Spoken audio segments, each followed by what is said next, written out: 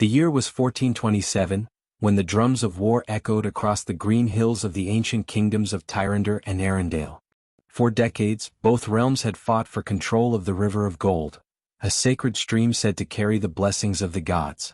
Among Tirandor's finest soldiers was Captain Kael, a man feared on the battlefield and admired by his men. His eyes were like storm clouds, always steady, always ready. He had fought since he was 16 with no family left to return to. War had taken everything. But fate, it seemed, wasn't finished with him. During a bloody raid at dawn, Kael's unit stormed the outskirts of Eryndale's royal city. Amidst the chaos, the clash of blades, the screams of men, Kael saw her. She stood near a burning temple, her white gown marked with ash and blood. Her long dark hair whipped in the wind, and her golden eyes, fierce yet sorrowful, met his. She wasn't a soldier. She was a vision. "Stay back," she cried, clutching a wounded child behind her. Kael froze. Something inside him, something that no war had touched, stirred awake. He lowered his sword. "I won't hurt you," he said softly. And though they stood on opposite sides of a war older than their lives, for a moment the world fell silent. Moments later, soldiers from both armies arrived. Kael had to choose, betray his men or protect her. Without thinking, he lifted her onto his horse and rode through the chaos, arrows slicing the air behind them. When they reached the forest's edge, she turned to him with trembling lips. Why did you save me?" Kael looked away, the weight of treason already heavy on his soul. "I don't know," he whispered. "But I couldn't let you die." Only later did he learn who she truly was, Princess Elara of Eryndale, the daughter of his kingdom's sworn enemy. And so began a love that could destroy them both, or save two kingdoms from eternal hatred. The forest was quiet, too quiet. Only the rustle of leaves and the distant cry of crows filled the air as Kael led Princess Elara through the narrow paths hidden under centuries-old trees. The morning light filtered through the canopy, soft and golden, like the world was holding its breath for them. Elara winced as she stumbled, her ankle twisted from the escape. Without a word, Kael turned and scooped her into his arms. "I can walk," she protested weakly. "I know," he said, his voice deep and calm, "but I don't trust these woods." There was something about the way he spoke, protective yet distant, like a man afraid to care. When they finally reached a small clearing beside a crystal blue stream, Kael set her down gently. He removed his armor, revealing a scarred chest marked by years of battle. Elara couldn't help but notice, he looked like a man carved by war, yet his eyes, they were kind. "Why did you help me?" she asked again, her voice softer this time. Kael didn't answer at first. He knelt beside the stream, dipping a cloth into the cold water. "Because," he finally said, turning to face her, "the world doesn't need another dead princess." She looked away, biting her lip. "And yet the world made you a soldier," she whispered. The silence that followed was heavy, but not hostile. It was curious. It was alive. 4 days they stayed hidden in the forest. Kael hunted, Elara healed. At night they sat by the fire and spoke in hushed tones, about dreams, kingdoms, and the lives they once wanted. He told her about his mother, who died of hunger during the first years of war. She told him about her father, who believed peace was weakness. 2 worlds, 2 hearts, and a forbidden connection growing stronger each night. But peace was never meant to last. One morning, as the mist rolled through the trees, Kael awoke to the sound of distant horns. "Scouts," he muttered. "They've found us." Elara's eyes widened. "Yours or mine?" Kael tightened his grip on his sword. "Both." The forest that once hid them had betrayed them, and now the lovers were hunted by both kingdoms. The horns grew louder, echoing through the forest like the roar of an approaching storm. Kael's instincts sharpened. He knew what that sound meant. They were surrounded. "Run," he said urgently, pulling Elara to her feet. "Not without you," she replied, clutching his arm. Her voice trembled, but her eyes, golden and fierce, burned with defiance. For a fleeting moment he almost forgot the danger around them. But then the sharp whistle of an arrow sliced through the air, grazing his shoulder. Kael flinched, blood dripping down his arm. "Elara, go," he barked. She hesitated, then turned and ran toward the riverbank, her gown tearing on the thorns. Kael drew his sword, facing the advancing soldiers. The forest exploded into chaos. Steel clashed with steel. Kael fought with the fury of a man who had nothing left to lose. Every strike, every parry was for her. But there were too many. He managed to bring down 3 men before a blow to his back sent him crashing to the ground. "Hold!" shouted a voice. "He's Tirandor's captain. Alive, he's worth more." The soldiers restrained him, forcing him to his knees. Blood ran down his face as he glared up at their commander. "You think your king will forgive this?" Kael spat. The commander smirked. "Our king doesn't forgive. And neither does yours." Meanwhile, at the river's edge, Elara tried to hide among the reeds, but fate had other plans. 2 Eryndale knights appeared, armor gleaming with her kingdom's crest. "Princess Elara," one gasped. "By the gods, we found you." Her heart raced. They thought she had been captured or killed, and now, finding her alive, they would take her back to the very palace she wished to escape. "Where is the man who took you?" the knight demanded. Elara's breath caught in her throat.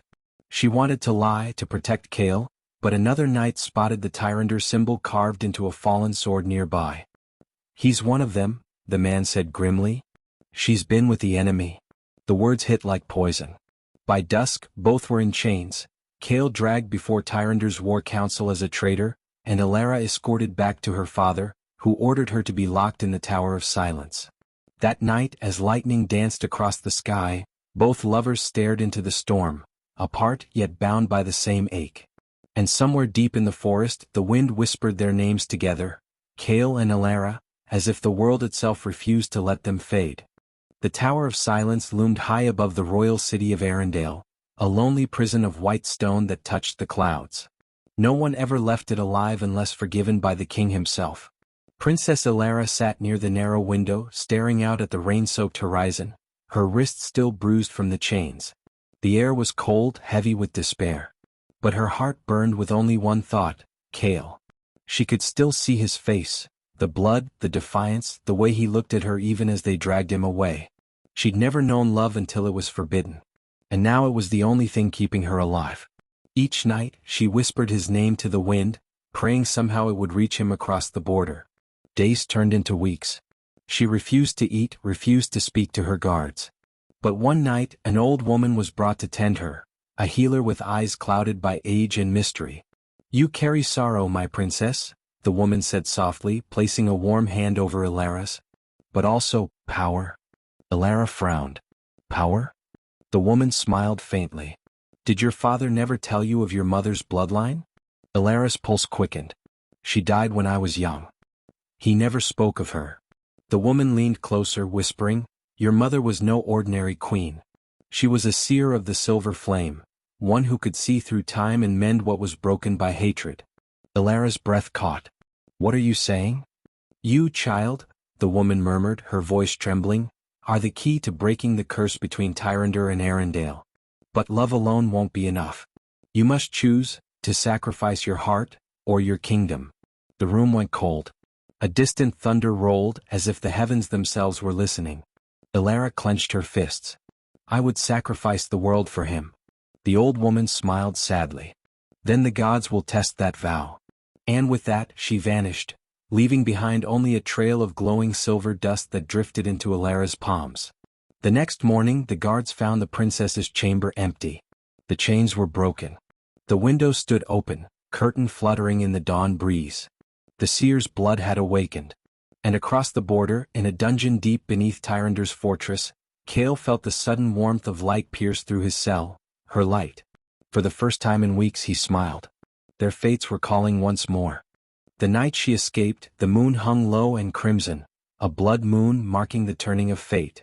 Elara's bare feet brushed against the cold marble as she ran through secret corridors known only to her late mother's bloodline. Every torch flickered as she passed, as if bowing to the light rising within her. Behind her, alarm bells began to toll. "The princess has escaped the tower," a voice shouted. But she didn't stop. The magic coursing through her veins was unlike anything she'd ever felt. Fierce, wild, alive. It whispered his name, Kael. By dawn, she reached the border river, the river of gold, the same stream that had started the centuries-long war. The waters shimmered as if sensing her presence. She stepped closer, the wind carrying the old woman's words. "You are the bridge between light and shadow, between love and vengeance." Kneeling by the riverbank, she let the silver dust in her palms fall into the water. Instantly the current turned bright, flowing backward toward Tirandor's lands. A vision rose before her eyes, Kael, chained and broken, yet still breathing. "Hold on," she whispered, tears in her eyes. "I'm coming for you." In Tirandor's dungeon, Kael stirred. For weeks he'd been beaten, questioned, humiliated. Yet that night he awoke to the sight of light seeping through the cracks of his cell. "Elara," he breathed. A guard noticed and struck him. "Still dreaming of your witch princess?" But before the guard could hit him again, a sudden burst of wind blew through the cell. The torches flared, and in a flash of silver flame she appeared. "Elara?" Kael whispered, barely believing. She stood before him, her gown glowing like starlight, her golden eyes now burning silver. With a wave of her hand, the chains that held him shattered. "I told you," she said softly, "the world won't take you from me." He rose weakly, touching her face as if afraid she would vanish. "You shouldn't have come." "I was born for this," she replied. But the reunion was short-lived.